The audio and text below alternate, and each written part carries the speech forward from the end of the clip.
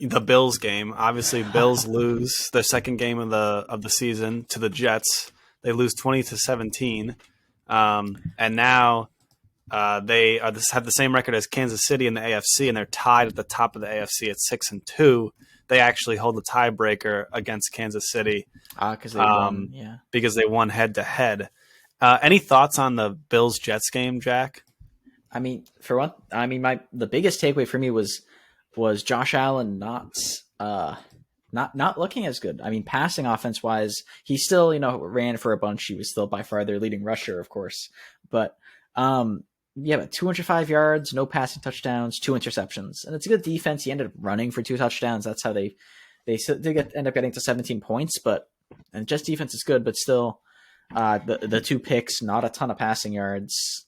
Not super good. And I know also, slight note, I think he also tweaked his elbow or something, so he might be out for next week. That's something we'll probably touch on later. But either way, not an amazing game for him. I think after the game, he did say this is what happens when your quarterback plays like blank. He kind of admitted like he was very right. Yeah, like crap. Yeah, he was very willing to admit. I believe something I saw in the posting that like a big part of that loss was on him not playing as up to potential. Jets. The fact that the Jets won another game, generally, I think pretty big. No, but I say that half jokingly, but this is a big win because they're playing such a good team, and this is post some of those injuries. Some of those injuries a couple of weeks. The reason I put the Jets lower than I may have wanted to, et cetera, like. The fact for them to win a game like this with the players who are hurt is a pretty good sign, I would say. That may not mean as much as I thought it would. Your thoughts? Yeah. My thoughts are let's not, I think let's generally just not overreact to the game because where do you think we are? I know, right? No, I'm just joking. So yes, you're right. Josh Allen didn't look good, but it was really this combination of events that occurred. Josh Allen playing poorly, throwing some bad picks. I would say he didn't play poorly. He just made some bad decisions. Yeah. He had a couple of bad picks. I think he had like a fumble. I don't know if he lost it. But the other thing is that the Jets were playing super, super aggressive. I'm talking go for it on 4th down. I'm talking fake punt type of stuff. And this is what happens when you are the Super Bowl favorites going into the season. Every team is going to say, hey, we're going to play you like this is our Super Bowl because you're supposed to be the best team in the league. And what ends up happening is, you start playing super aggressive, you start taking more chances, and sometimes that leads to, you're on 4th down, you're in the middle of the field, instead of punting, you go for it, and then you don't get it, and now the Bills have it at the 50-yard line, and they go get a touchdown. Then you try a fake punt, and it doesn't work, and now the Bills have it at the 40, at your 40, and now they can go get another touchdown. That didn't happen this time. The Jets were able to capitalize. Those coin flips kind of work, or coin flips might be the wrong word, but like those sort of risks, the risks paid off. Exactly. And they may not always, but they did here. Yeah. Exactly. And so now the Jets basically were able to stay in it, just enough to stay in it and win it at the end. And so, I mean, you got to give the secondary of the Jets credit because they were given opportunities to take the ball away. And they did. And also they just played really good, not even when they just took the ball away. But Sauce Gardner, it feels like every single week, Sauce Gardner he's the last play of the game, and he's got to make a play, and he does. And he defends a pass. Yeah, so got to give him his credit. Interception. Only other thing I have from this game, Von Miller. He was wrecking the game, really. I mean, he had in the fourth quarter, I think the third or fourth quarter, he had a strip sack, with a fumble recovery, I believe. I mean, he is big for Buffalo. He really is. Yes. He definitely is all season. I felt like I wasn't as huge on it. I hadn't watched as much of the Rams. Wasn't paying as much attention to his effects. It was blah, blah, blah. But like everything I've seen of him this season has looked good. Or maybe that might be a strong way to phrase it. But I feel like every game I see of the Bills, I see him make multiple big plays. Absolutely. Absolutely. Yeah. So then on the other side of it, the other front runner here in the AFC. Sunday Night Football. Kansas City is in an absolute dogfight against the Titans. It comes down to the very last second. In fact, it comes down to overtime.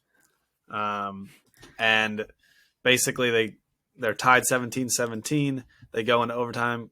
Kansas City gets the ball, and even at that point, after the whole game, the Titans held Kansas City to 17 points.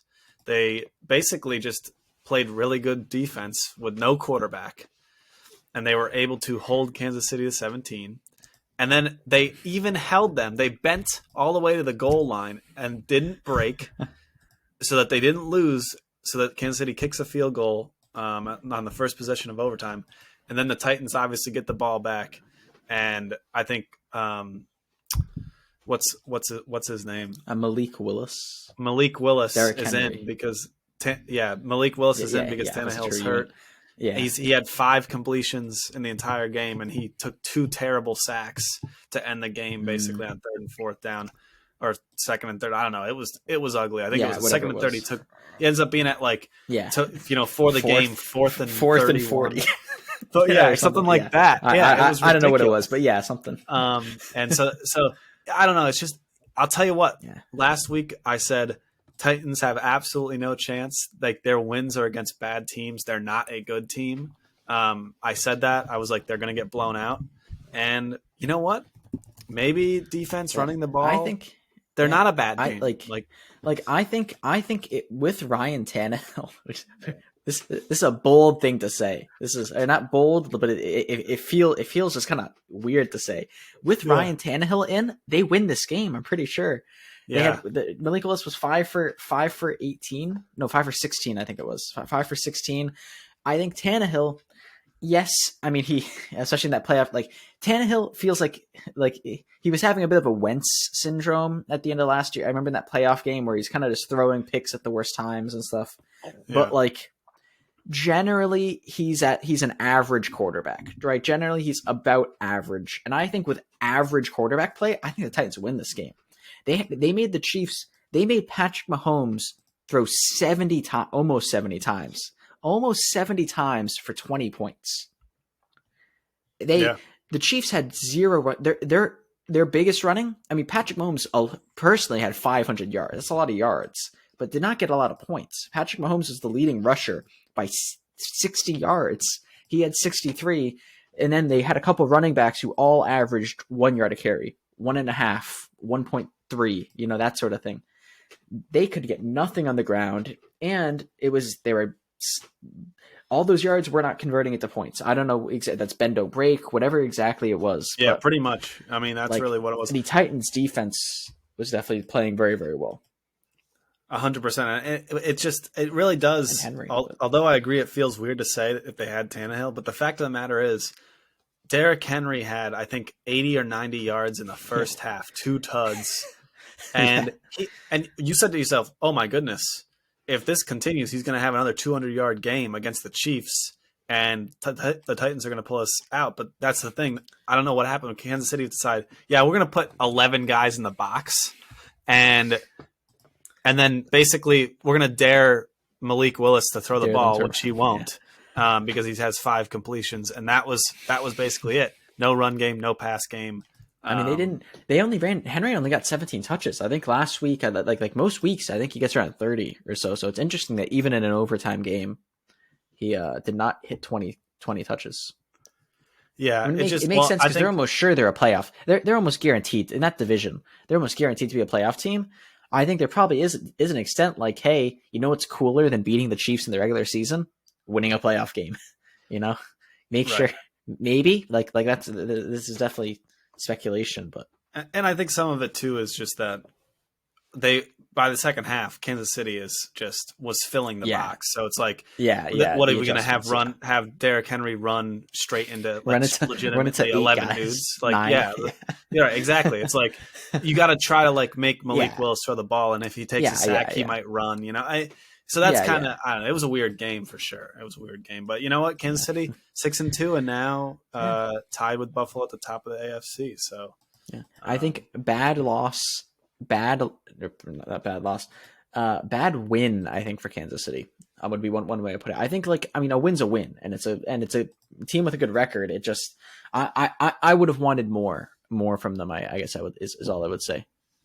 For that when we're talking the way we talked in the pin setter, and many people talk about that kind of top echelon, that it's so clear who the top 3 teams are.